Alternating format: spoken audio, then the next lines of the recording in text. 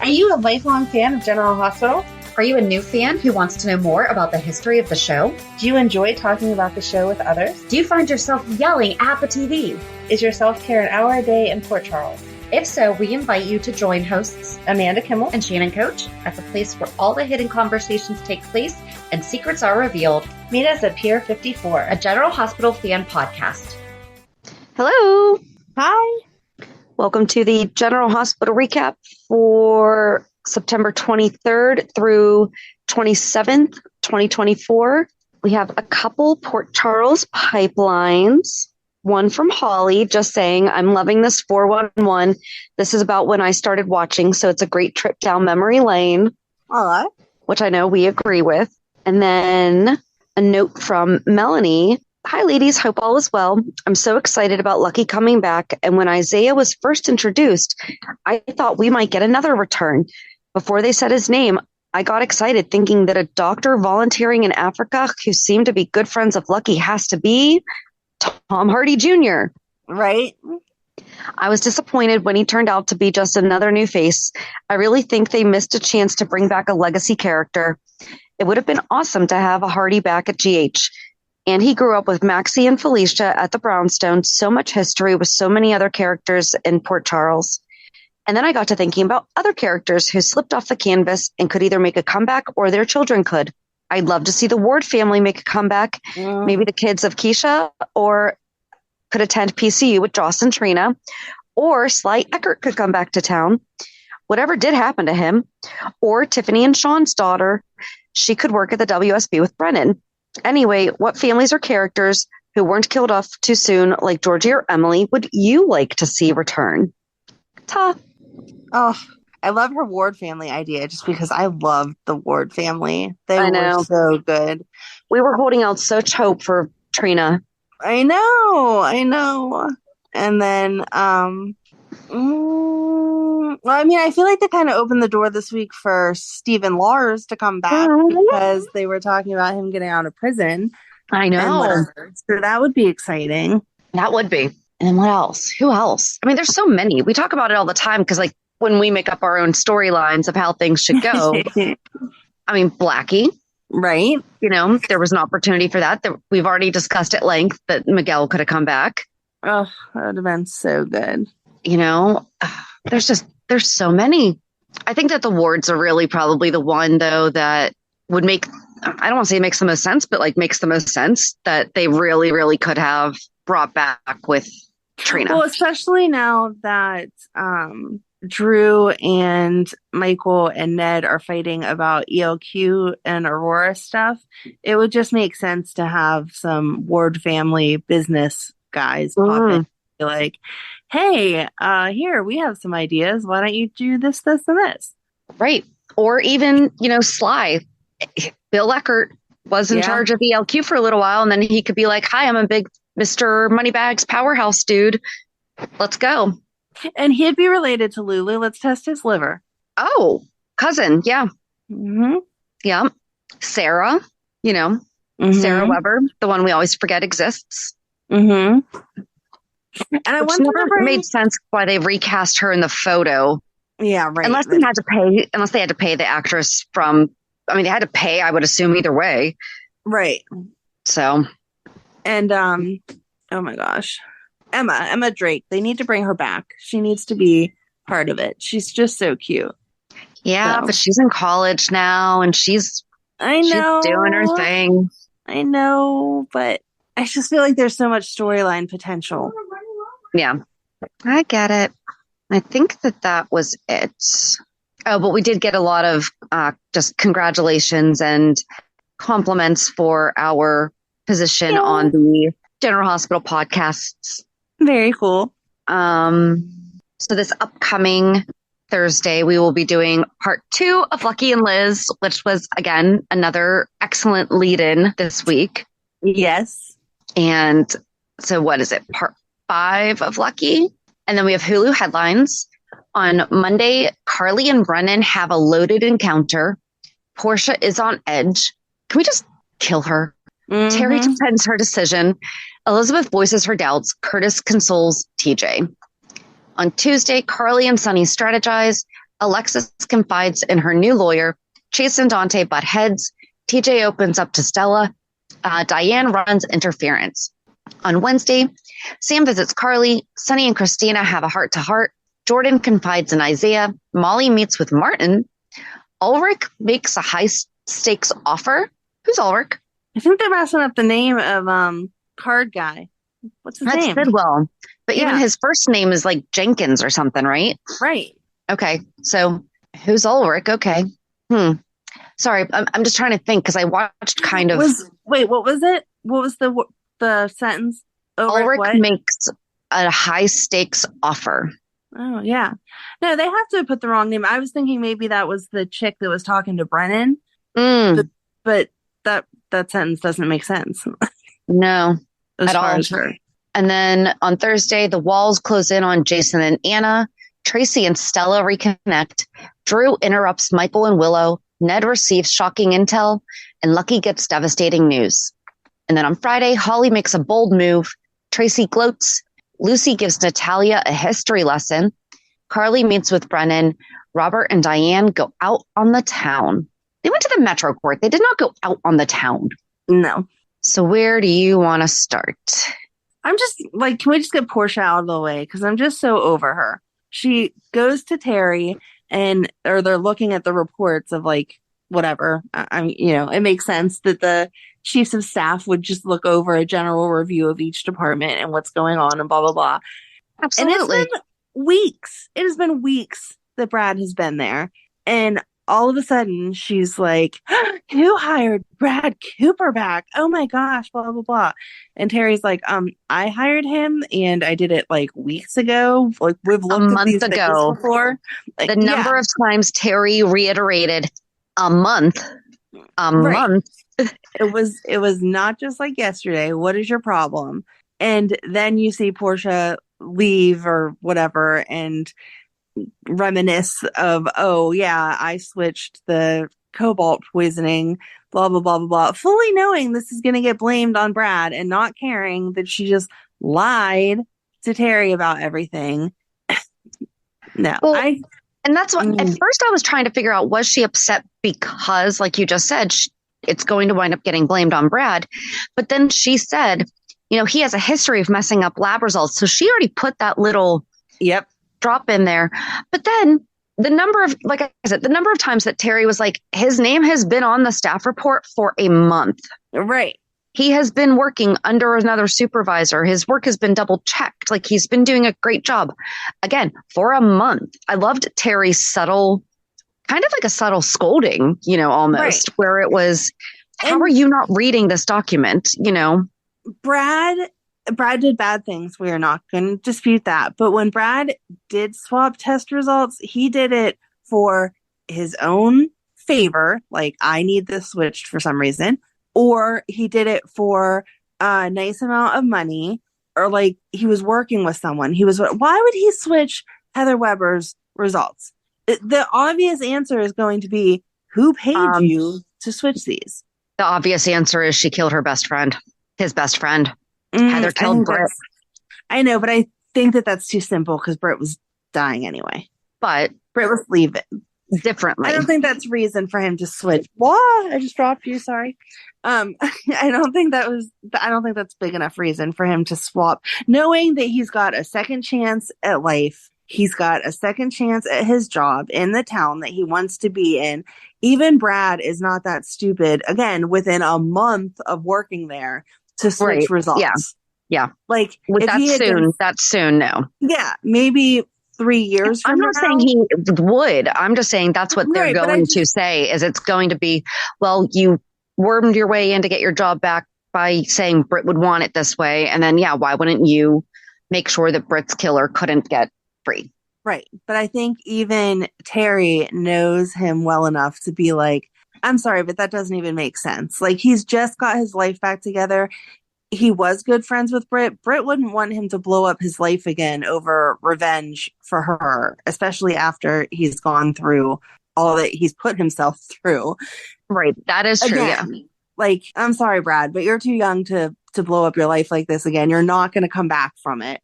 So it just doesn't make I can see the initial like, oh, you didn't like her, but after you think it through, I don't think anyone's buying. Yeah.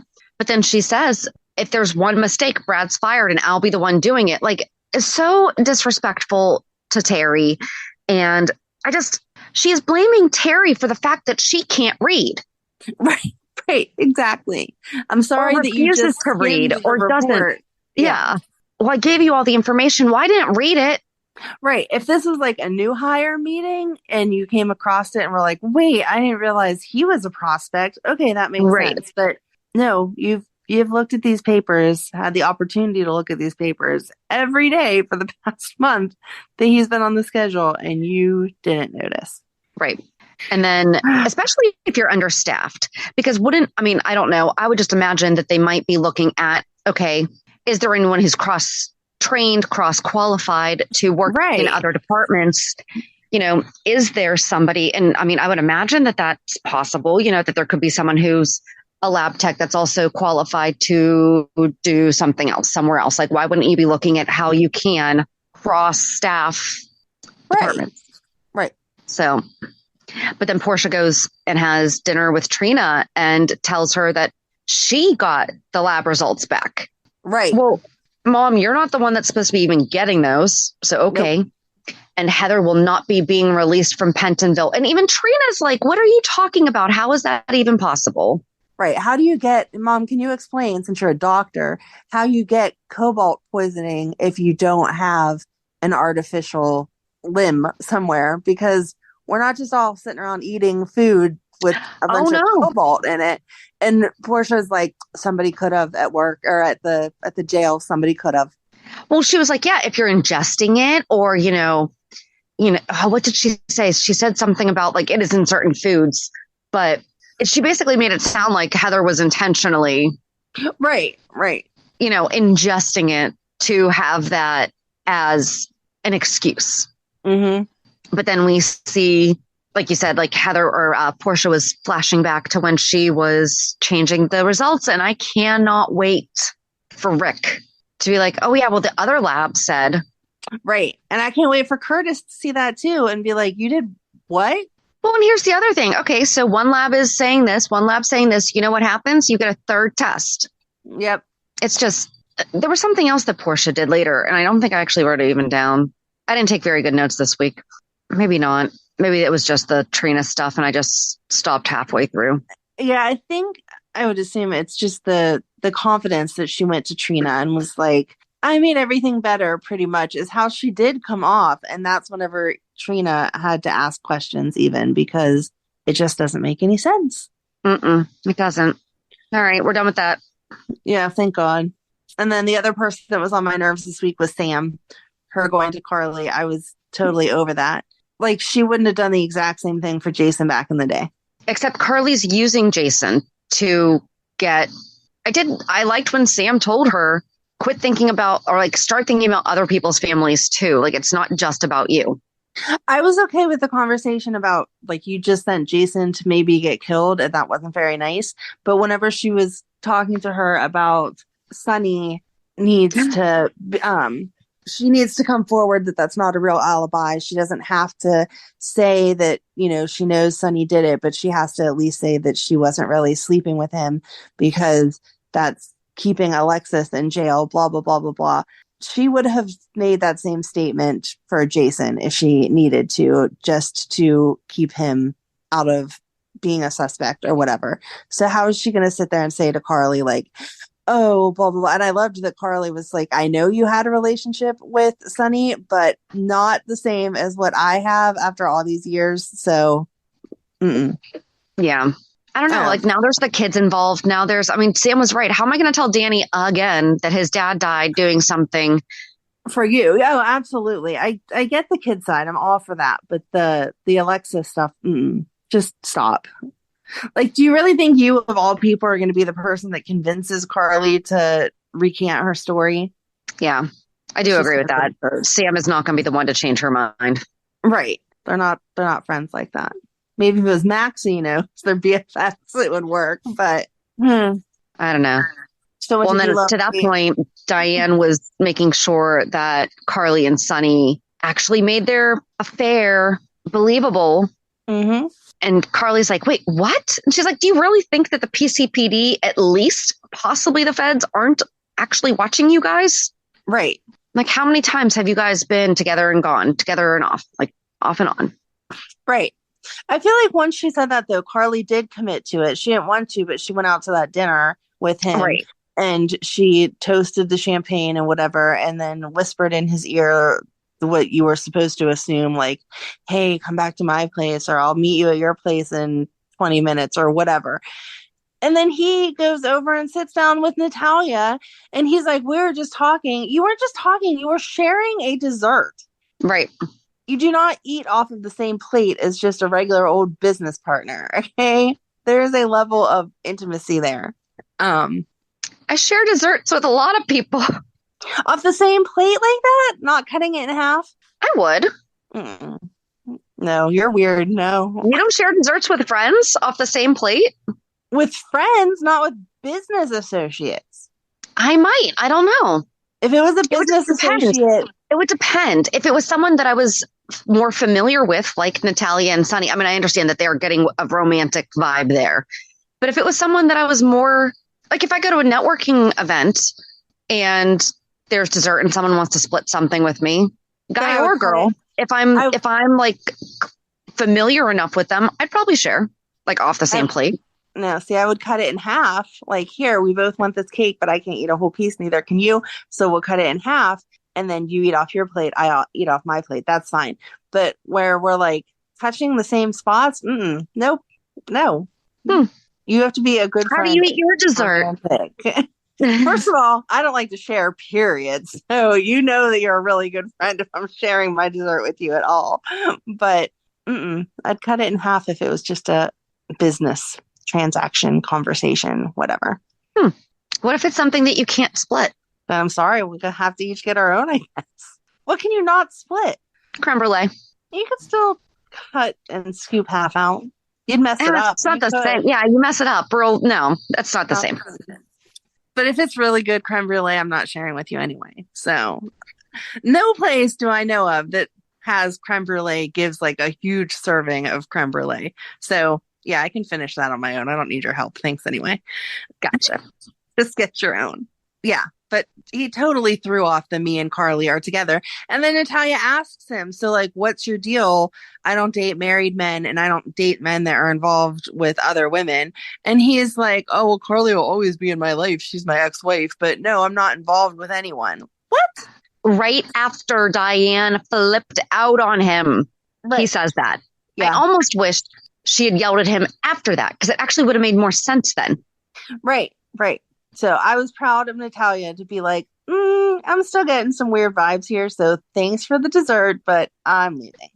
Well, and then she was giving off, they were being so insanely vague about both of their pasts, but she implied that she may have at one time been involved with a business associate, perhaps a boss level person that was married. I'm assuming like that's right. That's kind of the vibe I was getting. Yeah, they need to give us more of her past or just drop it because she's been around for too long to keep being so secretive with essentially her only friend. Sonny is really the only person that she talks to other than business people. Us doing the recap of Bobby and finding out that it was 2.5 years before we knew that Carly was even her daughter. That's true. So are we perhaps thinking, because Blaze never talks about her dad. Nope, she does not. So it's probably Blaze's dad. Probably. I would be interested to know. At least they did bring up Blaze. But then she has a brother. Yeah.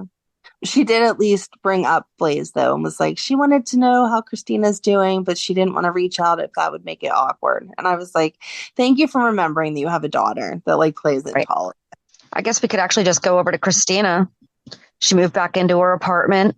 And she tells Dante that she joined a support group for moms. And then Chase comes and questions her about John's murder. And Dante called Diane and had Diane come over and make sure that Kristina did not say anything I understand Chase has to do his job, but I feel like at this point, you know better than to one, question your partner's sister, who you know has attorney mom. He knows better. He knows that Kristina and Chase isn't like that. Chase isn't a gotcha kind of guy. I was waiting for Chase to be like, well, there's no other attorneys in the town.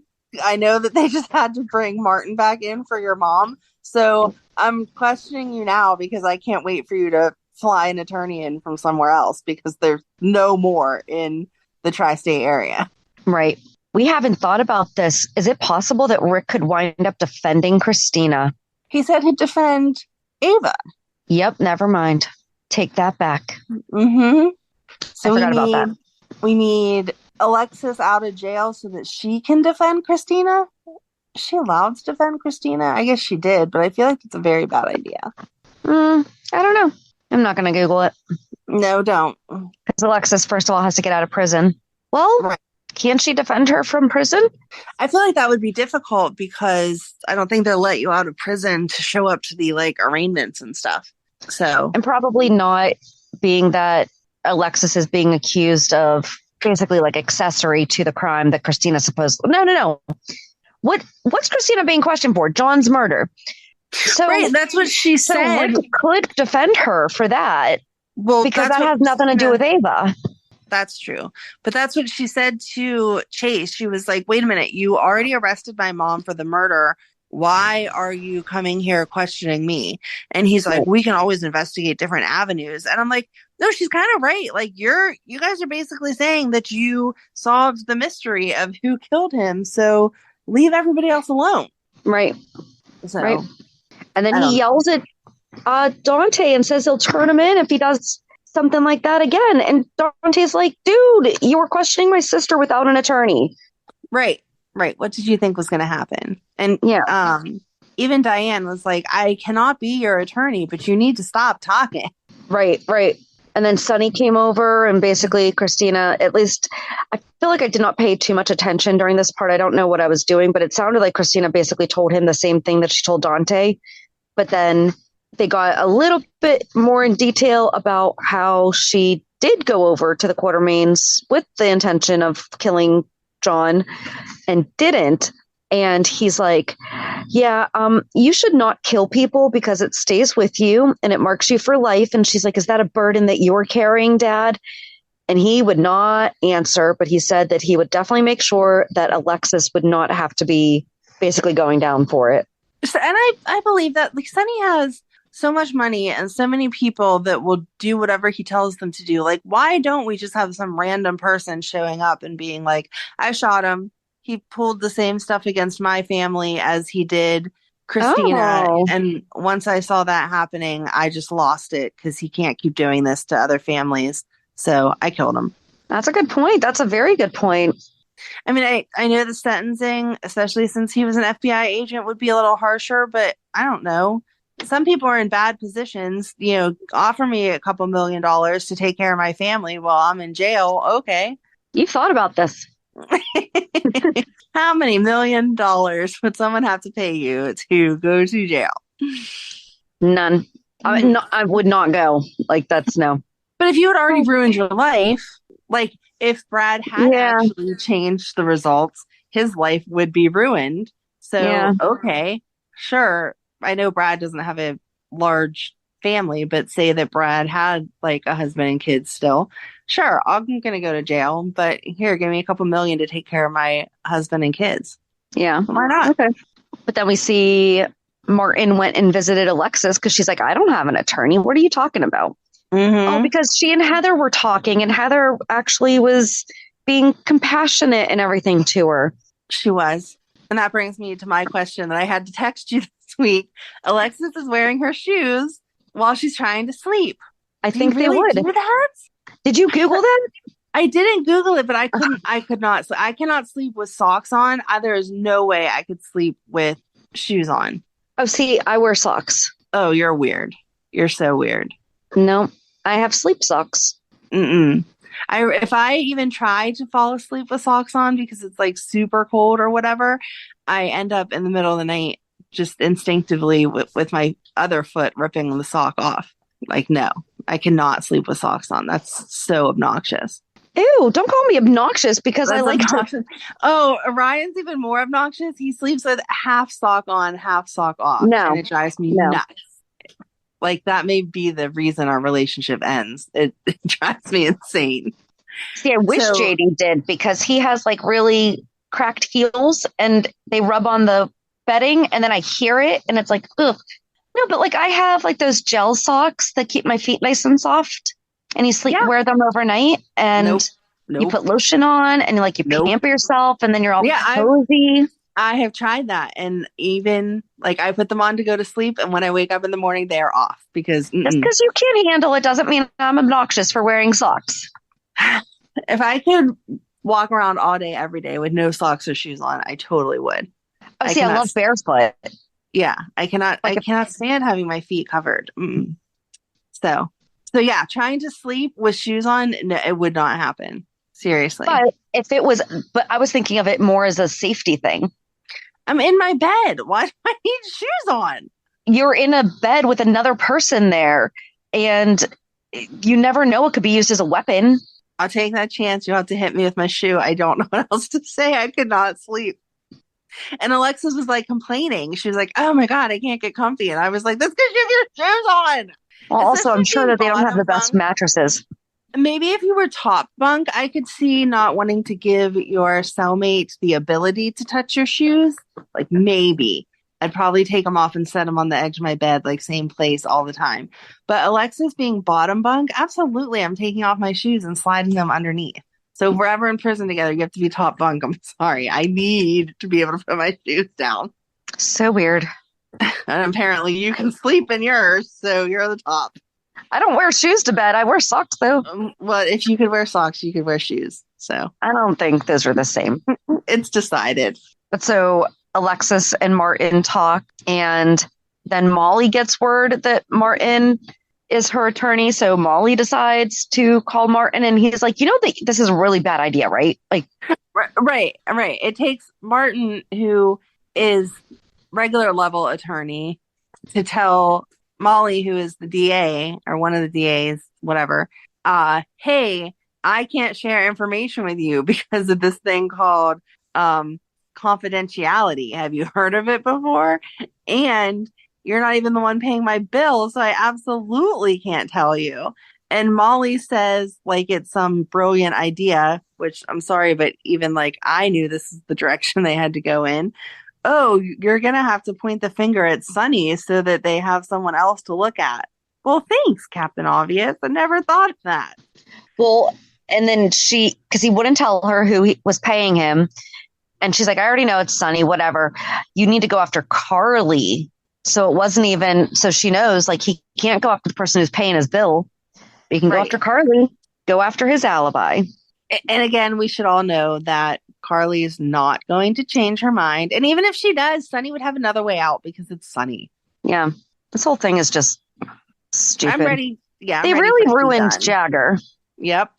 If they bring Lucky back and make him as stupid as they made Jagger, I may stop watching. I'm sorry.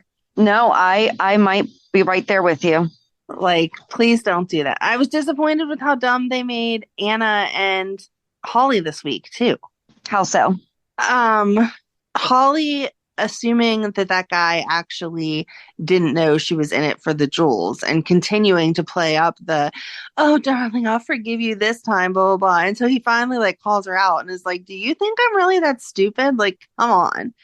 Yeah. And then Anna, who has been in how many, oh my God, this is my last chance, I'm gonna die situations before, is like freaking out to the point that she can't get Jason's handcuffs off. And he's like, calm down. Like, you're thumping stuff around. Like, the guards aren't going to come check and see like why you're flipping beds and crap. And then she's like, I just can't do this. This is not going to work. We're going to die. Like, yeah, I think that it was more of, it really was one or the other, because like so Anna and Holly were in the cell together and she's telling Holly to tell Robin that she loves her and all that stuff, and Holly flips out on her and she's like, you're crazy if you think I'm the one that's going to tell Robert Scorpio you're dead. Right, right. And then they talk about their past with Robert and how Holly says that was like the best time of her life and she basically messed it up and blah, blah, blah, blah, blah. And then Sidwell has a new game idea where it's if they'll play a 3-way game and if Jason wins, he and Anna get to live. If Lucky wins, he and Holly get to live. If Sidwell wins, they all die. And Jason throws the game off, goes back to the cell. This is where we see Anna have her breakdown of, oh my God, she can't take off the cuffs and whatever. And he's like, calm down. And then they kissed, like they had this huge romantic build up or whatever, which was just gross because Anna's like old enough to be his mom, like hung out with his mom age. No, not appropriate, but okay. And then they fight the guys and she throws the one in the cell and then walks out of the cell with her back to that guy. And then he comes up behind her and grabs her. Like, who didn't see that coming? And then Holly with the gun. She took the gun off of Sidwell. And then Lucky's like, where is Jason and Anna? And she turns and like looks at him. And then Sidwell goes to grab for the gun. No. So you think that was actually a romantic buildup and not Jason just kissing her to keep the guards like off track? I don't think there was anything romantic about that. I thought it was they heard the guards, so Jason decided to kiss her to kind of keep up the ruse that, he's her bodyguard, he transports her, because Anna was giving Sidwell a bunch of crap earlier in the week about his investments and why aren't you doing stuff here? And then Sidwell asked Jason, well, what do you transport? And he's like, her. And he said something about, well, you guys were cuddling up at the table. And Anna said, well, things come with their perks. And so I thought that was just Jason playing into the ruse that they were giving was. I think that Anna is developing romantic feelings for him. I don't know that he's developing feelings for her because she's let him slide a few times and is like continuing to see the good side in him. And whenever they like hugged, because he was like, calm down. And then they hugged, she like had this look. And then he looked away because they heard the guards. And then he looked back and kissed her. So I don't think that it was something like that meant something to him. But I feel like she was there for it. I really hope that you are wrong, just because we can have a mother not sleep with her daughter's ex-lover. And they could just not do that. Yeah, I agree. But so I felt like especially not the two of them. Like, I'm sorry, like especially not them. I agree. No. But then there was a drone strike that Carly, of course, is the one who made happen through Brennan. Oh my God. Did you see the way that Brennan hugged her and like petted her hair like she was a dog? I wanted to punch him when they said that the airstrike, he was like, look, see the building, blah, blah, blah. And she's like, how do you know they'll get out? And he was like, it's over to the side. It's supposed to be a distraction. The people that work for him don't care about him. So they should just be trying to save themselves, blah, blah, blah, blah, blah. And then they get the call that they did all make it out and they're safely on the plane and all is good. And then he slips in there. Well, they're good as long as they can get to the free airspace soon enough. Right now they're in prohibited airspace. They could still be shot down. And she's like, oh no, I hope that you told them that. And he's like, no, we didn't tell them, because why would we have them freaking out right before, like, they can't do anything. The pilot knows they're moving as fast as they can. And then he gets the call that, yeah, they're fine. And she's like, oh my God, thank God. And she jumps into his arms and they hug. And he like does that like pet her hair thing and like then holds her hair tight. And I'm like, stop petting her. Stop. Go back and watch it. I think it'll annoy you as much as it annoyed me. He literally was because like, I like when JD like combs like. Pay attention. The ferry leaves at 10 a.m. Roads are busy. Great. Dad, pack the boot. Yeah. Rosie, got your teddy? Uh-huh. Honey, how's the car? Windows clean, car wax covered. I meant the tyres. Oh, sorted them at Quick Fit last week. Brilliant. Planning the perfect getaway this summer? Make sure your tyres are up for the job. Book today at quickfit.com or your local centre. Quick Fit. Drive away happy every time. I don't know. like, if it's what if it's literally did like this to her. If it's what I'm thinking, yeah, like if you're hugging someone and then like you just kind of like stroke their hair, No, this was more aggressive than that. It was like petting. Please don't pet me. I'll have to look because the way that you're describing it, it sounds like something I don't mind, but JD does not aggressively like stroke my hair. That's good. That's good. You got to watch the aggression that I feel like Brennan had with it. It was too much. But if it's like the comforting, like, just like soothing. I did not. No. To me, it was absolutely petting. Please don't pet me. So, I don't know what else we missed. We kind of like went all over the place, but those were the things. Well, there was just like a lot of lead up to, I'm like, there was a lot of lead up to all that stuff because they had a lot of heartfelt conversations this week. Well, hold on. You know what else was really messed up though? Okay, so just real quick to kind of wrap up Holly and everything. Like she just left, and then we're to assume that she definitely knew that, like, she was not doing it on her own, that she definitely knew that they were going to be escaping, that they were definitely going to be able to rescue Lucky and escape and somehow be in that one area so she can back up the Jeep and say, come on, get in. What are you waiting for? No. Yeah. No, she was leaving. Yeah, exactly. She got those diamonds and she was leaving. Exactly. And then when she saw them, she was like, oh, I guess I'll save them too because I don't want Robert mad at me. Exactly. And then she even told Anna on the plane, like, I wouldn't have had a plane ride home. Right. So, yeah, I'm not buying that she was not just trying to leave. I think it was more of a, oh my gosh, they actually made it out. I should probably do this. Yep. And now that I see that there was an airstrike done, that means Anna did get help from someone else, which means there's a plane somewhere. So. Yes. Yeah, Holly's not as innocent and nice as they try to pretend that she is. Oh, see, I don't think that they do. I think that they definitely make sure that she is seen as being, she's selfish. I don't think that they try. I think they try to make her look like she's a good, like, con artist or whatever. But I feel like they always try to do that extra little bit of fluff. Like when she heard about Lulu, she was like, oh no, blah, blah, blah. I don't think she really cares about Lulu. I think she might care about Lulu, but there is no doubt that she's materialistic and selfish. Like she puts the diamonds and herself above everybody else. Right. I don't think that she cares enough more about Lulu. She was ready to let Lucky die. Right. For the diamonds. Yes. And she knew that that was going to kill Lulu. Mm-hmm.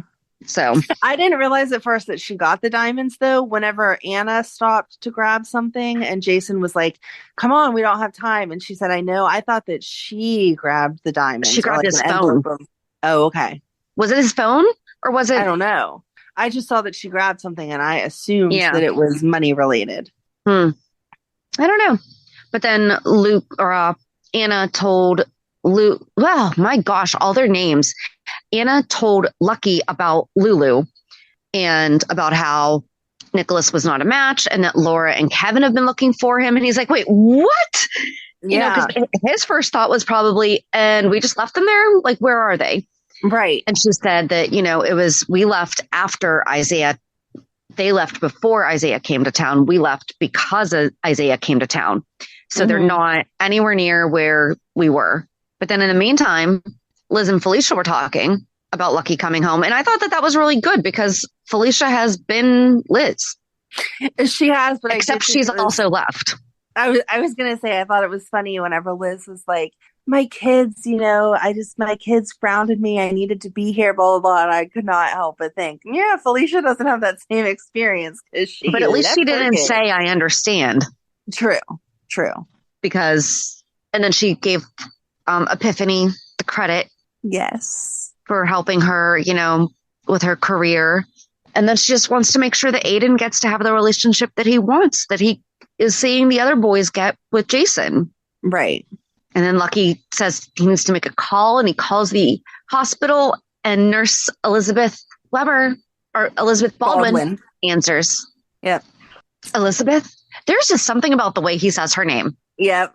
And the fact that they did the side-by-side screen, you were like, oh, you couldn't help but be 16 again for that minute. But here's my question. Oh, I guess he was probably just calling just to check on Lulu. He probably wasn't calling for her. He was probably calling to get an update on Lulu. Well, he was probably assuming she'd be at the hospital, wanted an update on Lulu, but also wanted to let whoever know that, like, yeah, he's on his way. Like, don't stop helping Lulu. Like, I'm coming. Right. I kind of wanted a little bit of the brotherly back and forth to happen, though, if he does get to help Lulu, to like throw it in Nicholas's face, like, I'm the hero's son now this time. Like, you're the disappointment because you're in jail and you couldn't save our sister. Yeah, but they've grown past that. And honestly, with this new Nicholas, I don't know. I don't know what they're gonna do. They can just keep him in jail. Yeah, that's fine with me. I'm sorry. I really do. I know I've said this like a few times by now. And if Tyler Christopher had not passed, then fine, keep him in jail. But I really think that they should have just, with the timing of everything, they should have just killed him. Yeah. Killed the character. It happens. We saw Jordan taking a special interest in Isaiah. What is that? She's been into him since she saw him. Yeah, I guess she just knows an attractive man when she wants to get to know him. She knows what to do. She's like, here, I brought you a breakfast sandwich. And they joked about the wait staff not being the best at the hospital, but they were taking good care of him as far as his recovery and that he wanted to get out soon, blah, blah, blah, blah, blah.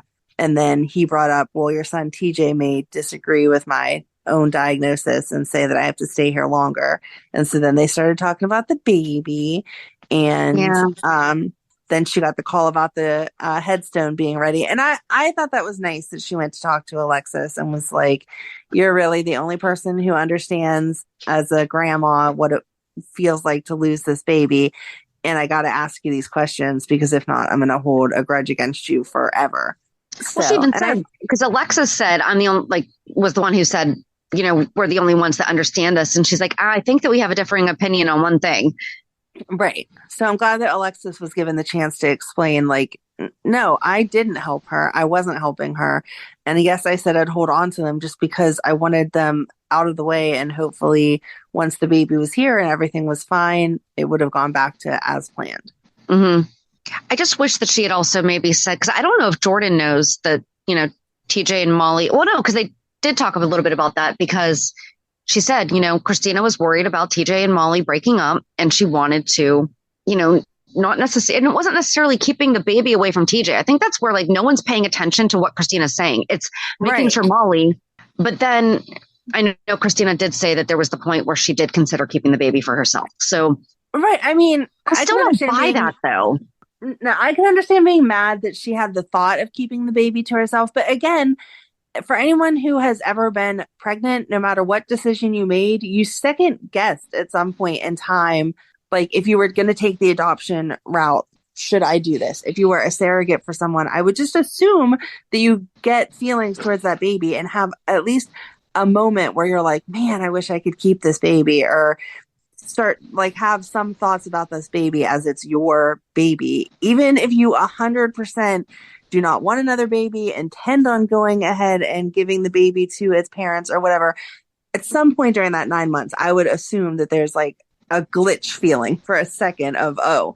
So if you see the parents not fighting and you realize that if you terminate your rights, the only person that has rights to that baby is the dad, yeah, it makes sense that you would say, I'm going to hold on to my rights for a little bit so that if things don't work out, he doesn't get sole custody and we have no claim to our niece, daughter, whatever label you wanted to put on her. Yeah.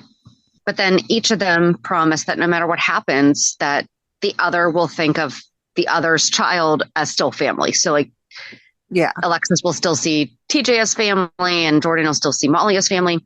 Question, if you were bringing your friend or significant other breakfast at their workplace, do you grab them a bagel or a muffin, or do you grab an entire $50 platter? Thank you. I thought that exact same thing. I'm like, you guys have been together for how many years and you don't know, like, my favorite bagel is an everything bagel. I mean, maybe you get two, like, hey, you've been working crazy hours. I know you didn't stop and eat. I got you two bagels so you can enjoy one now and one later, or maybe you're starving and you can eat both of them. But no, I don't buy a dozen bagels for the two of us to eat and arrange them on this plate all like perfectly whatever. Right. No. And like maybe you go between a breakfast sandwich and a bagel. Okay, so get me one of each. I'd be like, I didn't know which one you were going to be in the mood for. Yep.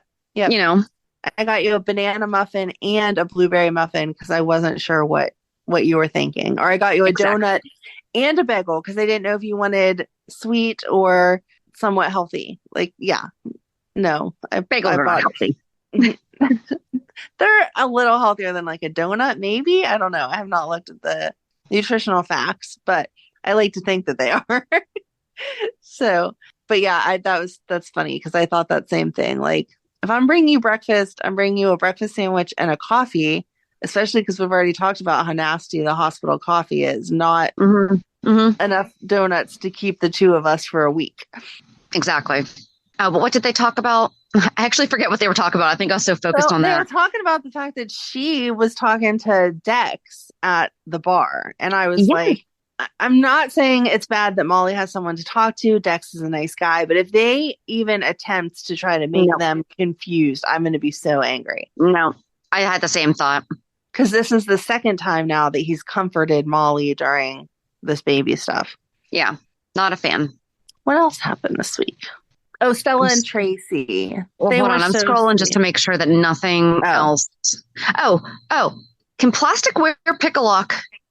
I wouldn't think so. And Anna even said when she was trying to do the handcuffs that it kept like bending and stuff. I would think that it would bend even more in a jail cell lock because I'm just assuming that's like stronger on a bigger scale. You can barely cut chicken at a picnic. Right? Like, I don't think it's picking whatever level of military base locks. Yeah. Sorry.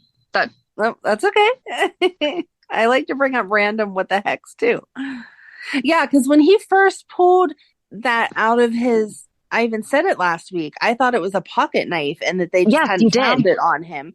And I was like, how did they not find a pocket knife? And then this week it was like, oh no, wait. He made something out of the plastic silverware that they gave him with each of his meals.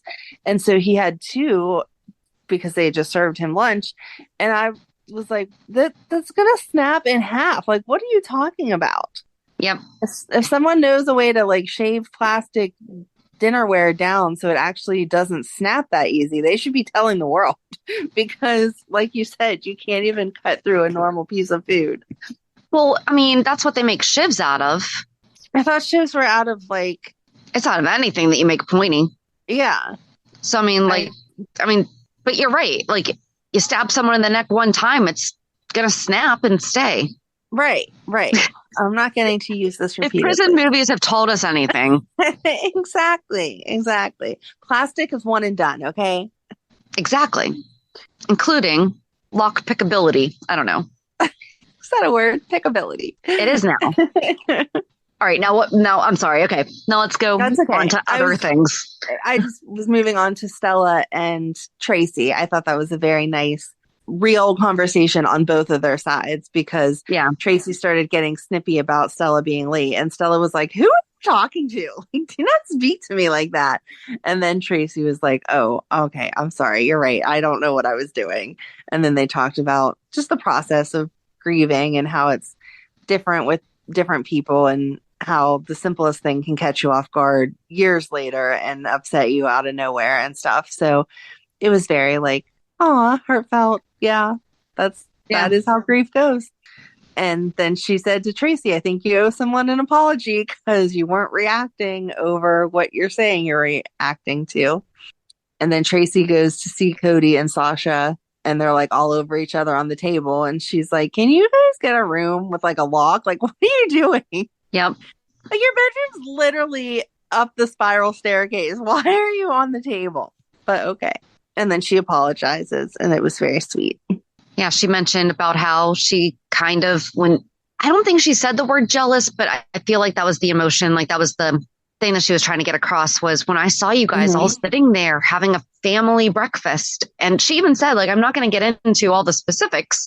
Oh, and that was a sweet thing that Stella and Tracy talked about were their siblings. And yes, you know, we don't really get to hear Tracy talk about, Alan ELQ or like, you know, business doctor wise, but not as brother. Right. And it was just nice to hear her, you know, talk about Alan a little bit softer. And then Stella told her about Irene and, you know, and when Tracy said that Cody reminds her of Luke. Yes. That was sweet. But yeah, she went and apologized. And I mean, I'm sorry. Why didn't we at least see Sasha discovering her love of baking or like getting back to it to cope with her mental health and realize and then bringing muffins to deception and having everyone or pastries that were lighter than air. And it was just such a hard stop. Yep. Just one day she showed up with food and was like, you know, oh yeah, I can bake. And they're like, oh, we'll hire you. Chef. Yeah. Makes and I'm sense. sorry. The Quartermains, I'm sure, are very generous with their employees, but I don't see you making the same as a personal chef for one family as you did as a model. I don't think she cared about that. She cared about the fact that she was losing her apartment. Yes. And so she does get room and board there too. And I think it's more of a she's not alone. Mm-hmm. It's not always money. That's true. It's quality of life. That is true. I did like that Sasha and Maxie were talking in the kitchen about Lulu. Mm-hmm. You know, Maxie was like, she is forever my best friend. Yes. It's going to be interesting when she wakes up. They're like dressing her way better than they did for a while there. I know. So it's nice. Mm-hmm. And then we saw Ned and Michael and Drew talking about what's going to happen next, and Ned and Drew arguing, and then Michael coming in and being like, listen, I really do just want what's best. And Drew saying, yeah, we need to stop this like 2 against 1. That's not what's trying to go on. And they're going to have this long conversation meeting about what's going to happen. And then Willow's like, yeah, it's fine, Michael, stay. I'm going to cut out. Like, I don't need to be part of this. We can reschedule our date. And suddenly Drew just can't even he's going to be a congressman, but he can't get through a conversation about businesses that he's been involved in for how long because he's distracted by one woman. That's a problem. That's a problem. No matter what business you're in, because I'm not trying to make it political. No matter what business you're in, you should be able to stay on topic, regardless of if an attractive male or female comes into the room or someone that you have feelings for. There are plenty of documentaries for both sides, all kinds of things internationally that have been. We're not talking about 2020s and Lifetimes here. You should be Lifetime's not true story. Well, Lifetime's not always true stories. Sometimes they are. But you are correct that it should be kept separate. However, history in and of itself is full of. It's like when we complain. How many wars have literally been started over? True. But it's like when we complain that little kids shouldn't, like the girls shouldn't have to not be allowed to wear tank tops because their shoulders are distracting to the boys learning. Like, come on, get it together here. Have your meeting. Doesn't matter that Willow was in the room. And so then he goes and finds her and she calls him out and is like, I was so thankful for that. I know. I so was glad she did that. They like fell into another kiss or whatever, because she was like, listen, you've saved me multiple times. I need you to help save me this time by staying away from me. You are jeopardizing my marriage that I do not want to lose. Well, because he's like, well, I'm in the same situation. She's like, you're not married. Right. She basically told him he was being super disrespectful. She's like, I told you how many times, leave me alone, and you keep not listening. Right. So, yeah, I was glad that she like walked away this time and did not let anything stupid happen. But then at the same time, Ned's just told Michael, like, I do not trust Drew. He is too much of a Quartermain. I do not trust him. And Michael's like, no, he's fine. And then Maxie asks Ned to watch James. Oh my God. I was on the tip of my tongue and it just flew out my head whenever I went to say it. To watch James while she had some papers signed. And James is like, hey, Ned, because I'll just ask anybody anything. What's it mean whenever you regret a kiss? Like, why would you regret something or feel guilty? No, he started off very sweetly. And he asked about kissing people on the lips. He said, he asked Ned if he kisses people on the lips. And he says he does, but only Olivia. And he said, yeah, kissing makes Mommy and Spinelli happy too. And if kissing makes people happy, then why would one kiss make Willow upset? Or why would kissing make Willow upset? Yeah. And that's like, wait, what? And he's like, yeah, I overheard Willow talking to Grandma Nina saying about how kissing Drew made her feel guilty. Oh, because then he asked for the distinction between guilty and upset. Right. And he's like, well, she feels guilty over kissing Drew. Poor Ned. Mm-hmm. Because then they're just going to see that as he's trying to use it as a way to be head of ELQ. And it's not. Nope. I did like that Maxie and Michael had that conversation about how running business and, being parents and in relationships and stuff. Yeah. I think that, and before all that though, James had been talking to Cody about that he's so glad he's part of his family. And is Sasha part of my family? And then Cody even told Sasha, hey, by the way, so I had this conversation with James. Kind of forgot to ask you about this. Right. And she's like, no, we're all family. That's what led them on the table. Yes. He said that she was part of his family. Yep. So yeah, it was a good week because there was lots of moments that, like I said, made me mad. But then there was lots of moments that I was like, oh, that's so nice. And then ending it with the Lucky and Liz split screen was like, oh, I can't wait to see what happens between them whenever he gets home. Me too.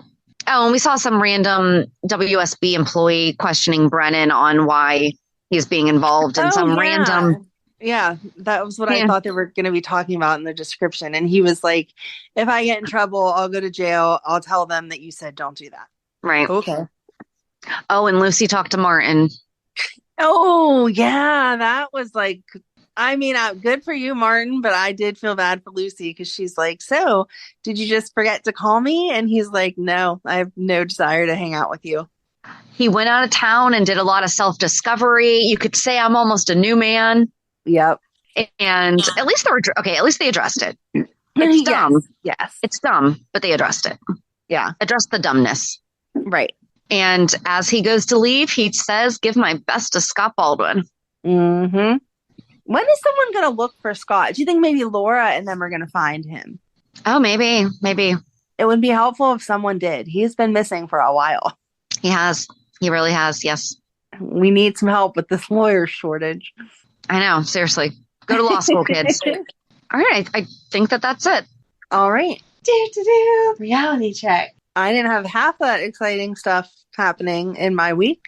It was my first week of my new job.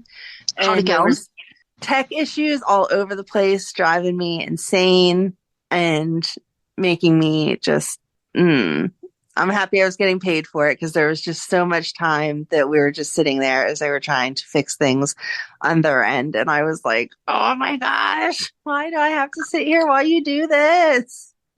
But technology is so wonderful and so frustrating at the same time. Right. And then we finally had it all together. Like, I think everybody was pretty much all together. And so we got into learning content, a lot of the same stuff that I had learned from Discover. So nothing hard or whatever. But then some of the people that are in my class are down south. And so they kept cutting out all day Friday because of issues with the hurricane. Yeah. And I was like, oh, this is awful. So praying that they are all staying safe because it is getting scary. It's bad. Yeah. So, but yeah, that was pretty much it. Trying to juggle the schedule of Madeline dance, Emily work and school, and me having to be at work. That was fun. I understand. I know it's a great time. So, but we made it through the week. Yay. So I'll be happy to be done with the rest of training. I have like a week and a half left and then I'll have my set schedule. So. Oh, nice. Mm-hmm. How about you? You're jet setting again? A little bit. I haven't really much this year, actually. So Erica and I made a trip up to Massachusetts on Wednesday. We've been here since about 1:00 Thursday morning. So we had left later than we usually do. Usually we leave at like 5, 6 in the morning, sometimes earlier just to be able to get here earlier and avoid traffic in the cities. But I had a doctor's appointment that I couldn't change. So I had to go after that. But Thursday, we remember that Karen Reed trial that I've been telling you about for months? Yes. Oh, no. So her friend that we're staying with is the one who introduced. She's the one who I saw post something and I was like, what is this? And then I started falling down the rabbit hole and I told Erica about it. And then we lost our summer to it. Right. Well, it's only an hour away. And Oh, so okay. part of the night that everything happened, they had dinner at one place and then they went and had drinks at another place and then they went to the house. And so we went and had lunch at the place that they went and had dinner and had an amazing smoked brisket grilled cheese sandwich. It was so good. The food was really, really good. Oh, that sounds yummy. So good. And it's nice au jus sauce. It was so good. And had this great sangria that it was a Cabernet, but then there was like a black currant liqueur in it. And it was like a champagne float and then other citrus. It was so good. Like everything was so good. And then we went over to the bar that they met the other people for drinks. And we actually were sitting at the table that they were at. It really did just happen to be open. And it was the one closest to the bar. So it's not like we sat like in the furthest away table where nobody was. It made sense. So we went there and had a drink. And then we drove by the house and held up like a little sign that said Karen Reed supporter. Well, the big thing about the place where we had lunch is there's a pizza place right next to it that is owned by one of the brothers so the whole thing is like a big conspiracy. It's not a conspiracy. It legit is like a huge cover up. And the Massachusetts State Police is kind of like in a lot of trouble for a lot of different things. This trial there was a girl who started at like a junior firefighter program when she was like 14, 15 years old and started having relations with multiple of the adult firefighters, two of whom were our brothers. When she was 21, she became pregnant and then they found her dead and it was ruled a suicide. And this whole thing is and so now it's actually been reopened and it's being looked into and they're pretty darn sure that the one brother did it. But like, it's really taken a deep dive into like a lot of different things that have been incorrectly handled over the past few years. So the pizza shop belongs to one of the brothers of one of the policemen. It was his house. Listen, you just have to, the 2020 episode is absolutely horrible. It left out so much. Okay. Like it left out so much. But anyway, the pizza shop is kind of like, it's owned by one of the people who we're pretty sure was in on the actual murder. So yeah, her case is being seen by the entire Massachusetts Supreme Court. Oh, wow. Yeah. That was interesting. And then yesterday, Erica and I, she went to go visit, she grew up here. So like just went to go visit some people. And then we had lunch at a Chinese restaurant that we like and went to Revere Beach, which was the beach that I grew up going to, and had ice cream with real Jimmy's, not chocolate sprinkles, because real Jimmy's are so much better. And there's actually on the menu board, it says sprinkles, 75 cents, real Jimmy's, $1. And I was like, oh, that means the real. So, and then we just took a walk along the beach and then came back to her friends and played cornhole. And today we're up here because of a memorial service. So it's not just like a fun trip. I mean, we make the best of everything, but it's not just a fun trip. And then tomorrow morning, we're going to have breakfast with my cousin and be on our way home. So nice. Yeah. And my son had his tooth his implant finally put in yesterday, which I felt bad because he didn't put it on the calendar. This is like, I'm so proud of him for being like an independent young man. Yeah. But then he's like, oh yeah, I'm coming back down on Friday because I have my tooth implant. I was like, this isn't on the calendar. He's like, oh yeah, I forgot to put it on there. I'm like, okay. I'm like, well, do you need me for anything? I mean, JD's there and he's fine. He'll take care of himself. But yeah, I kind of felt bad, but proud at the same time. Cause I'm like, good job handling it on your own, but man, now you don't need me. Yeah. So his tooth that got chipped when he was 6 is finally fixed completely. So after many, many, many, many years and trials, and it takes time. So yeah, that's it. So join us on Thursday as we continue talking about Lucky and Liz. Have a good week. And we'll meet you at the pier. Bye. Bye. If you enjoyed today's show, we invite you to go to peer54podcast.com to subscribe on your favorite platform. Don't forget to leave us a review. And you can also follow us on many social media channels. Just search for Peer 54 Podcast. Also, we are not perfect, so if there is something that we missed or messed up, just let us know by emailing us at peer54podcast@gmail.com.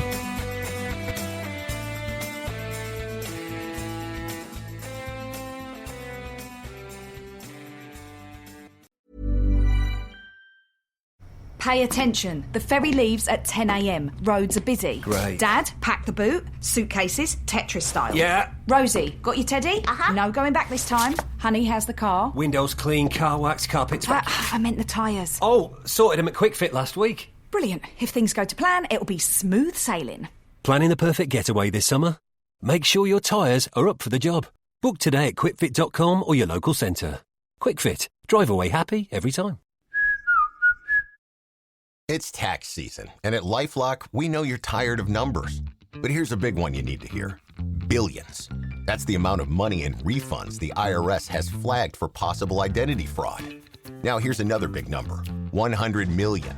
That's how many data points LifeLock monitors every second. If your identity is stolen, we'll fix it guaranteed. One last big number. Save up to 40% your first year. Visit LifeLock.com/podcast for the threats you can't control. Terms apply.